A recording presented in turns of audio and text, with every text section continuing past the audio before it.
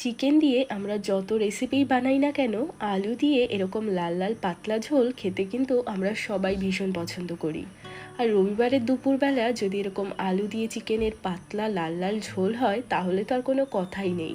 সবার বাড়িতেই মোটামুটি এই রেসিপিটা তো ভীষণ কমন। আমি কিভাবে বানাই সেটাই আজকে তোমাদেরকে করে দেখাবো। একদম লাল লাল ঝাল ঝাল চিকেনের পাতলা ঝোল আলু দিয়ে গরম ভাতের সাথে খেতে অত্যন্ত সুস্বাদু লাগে। তাহলে চলো আর কথা না বাড়িয়ে আজকের রেসিপিটা একদম ঝটপট দেখে নেওয়া যাক। নমস্কার, আমি সুস্মিতা। আমার রান্নাঘরে সবাইকে স্বাগত জানিয়ে শুরু করছি আজকের রেসিপি। চিকেনের এই রেসিপিটা তৈরি করার জন্য এখানে আমি নিয়ে নিয়েছি 1 কিলো চিকেন। এবার চিকেনটাকে আমাদের একটু ম্যারিনেট করে নিতে হবে। এর জন্য আমি চিকেনের মধ্যে দিয়ে দিচ্ছি 1 চামচ মতো লবণ, দিয়ে দেব অল্প একটু হলুদ গুঁড়ো, আর তার সাথে দিয়ে দিচ্ছি 2 টেবিল চামচ মতো সর্ষের তেল।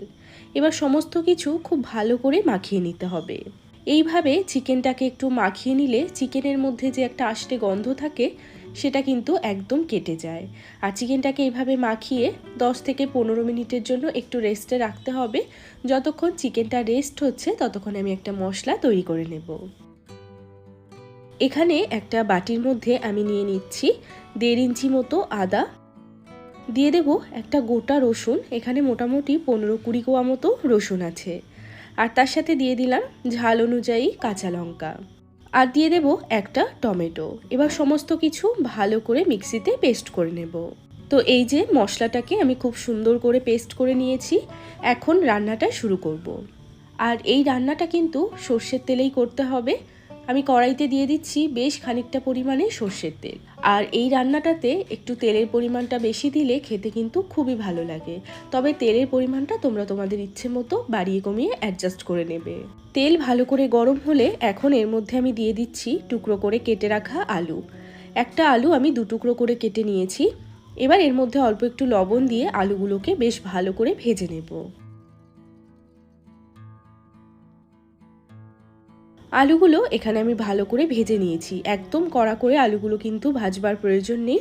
এখন আমি আলুগুলোকে তুলে নিচ্ছি। বাকি তেলের মধ্যে রান্নাটা আমি করব। এবার এই তেলে ফোড়ন দিয়ে দিলাম 2টো তেজপাতা, দিয়ে দিচ্ছি একটা দারচিনি আর 2-3টে মতো এলাচ। এবার দিয়ে দেব 1 টিস্পুন মতো চিনি। তেলের মধ্যে একটু চিনি দিলে কালারটা খুব সুন্দর আসবে, লাল রঙটা খুব ভালো লাগবে। তবে তোমরা চাইলে কিন্তু এটা স্কিপ করতে পারো। এবার চিনিটা পুরোপুরি গলে যাওয়া পর্যন্ত একটু নাড়াচাড়া করে নেব। এখন দেখো চিনিটা সম্পূর্ণ গলে গেছে এবং সুন্দর একটা লাল রং চলে এসছে। এখন এই তেলের মধ্যে দিয়ে দেব কুচনো পেঁয়াজ। এখানে আমি 4টে মিডিয়াম সাইজের পেঁয়াজ ভালো করে কুচিয়ে নিয়েছি। এখন এই পেঁয়াজ কুচিগুলোকে ভালো করে ভেজে নিতে হবে। পেঁয়াজটা দেখো এখানে আমাদের বেশ ভালো করে কিন্তু ভাজা হয়ে গেছে। এখন আমি এর মধ্যে আগে থেকে পেস্ট করে রাখা মশলাটাকে দিয়ে দেব।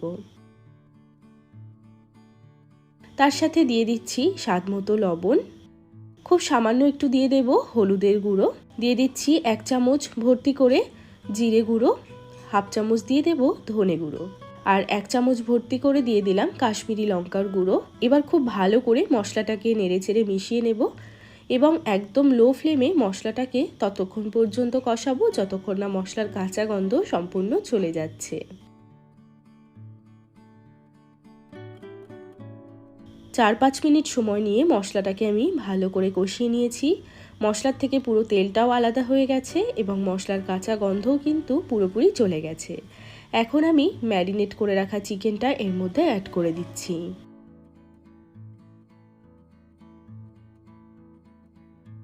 এবার গ্যাসের ফ্লেমটা একটু বাড়িয়ে দিয়ে চিকেনটাকে আমাদের বেশ ভালো করে নাড়াচাড়া করতে হবে।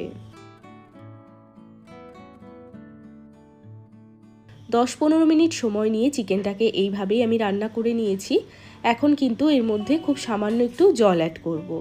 মশলার বাটিটা ধুয়েই আমি এর মধ্যে অল্প করে জল দিয়ে দিলাম। এবার চিকেনটাকে আবারও খুব ভালো করে কষাবো যতক্ষণ না পর্যন্ত চিকেনের পুরো তেলটা আলাদা হয়ে যাচ্ছে।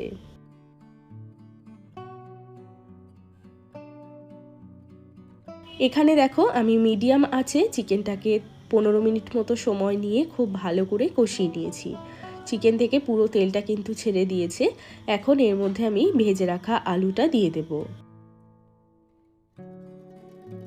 আলুটার সাথে চিকেনটাকে আরও 7-8 মিনিটের জন্য লো টু মিডিয়াম আঁচে কষিয়ে নিচ্ছি। আলুটাকে এইভাবে একটু কষিয়ে নিলে আলুগুলো খেতেও কিন্তু ভীষণই ভালো লাগে।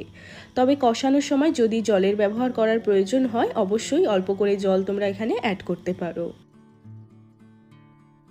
তো আরও 7-8 মিনিট মতো চিকেনটাকে কষানোর পর এখন কিন্তু এর মধ্যে আমি দিয়ে দেব জল। আর যেহেতু আমি চিকেনের একদম পাতলা ঝোল বানাচ্ছি, জলের পরিমাণটাও একটু বেশি রাখতে হবে। এতটা পরিমাণে জল দিতে হবে যাতে আলু এবং চিকেন ভালোভাবে ডুবে থাকতে পারে।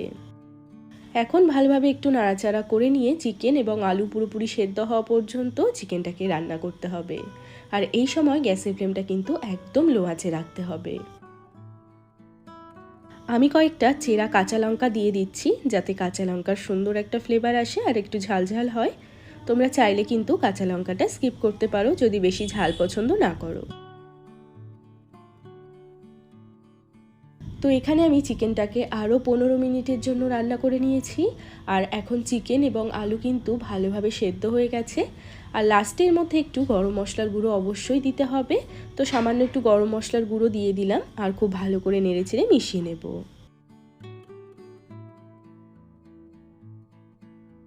2 থেকে 3 মিনিটের জন্য আর একটু জাল করেই গ্যাসটাকে অফ করে দিতে হবে।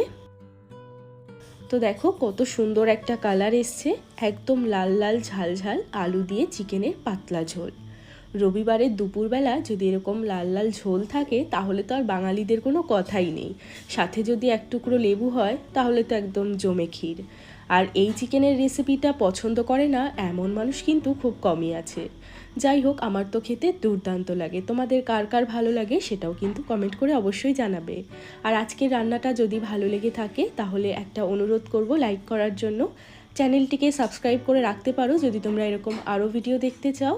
আর যারা ফেসবুক থেকে দেখছো তারা পেজটাকে ফলো করে নিতে পারো। সবাই ভালো থাকবে, সুস্থ থাকবে। আমি আবারও চলে আসবো অন্য কোনো রেসিপির সাথে। আজ এ পর্যন্তই, টাটা।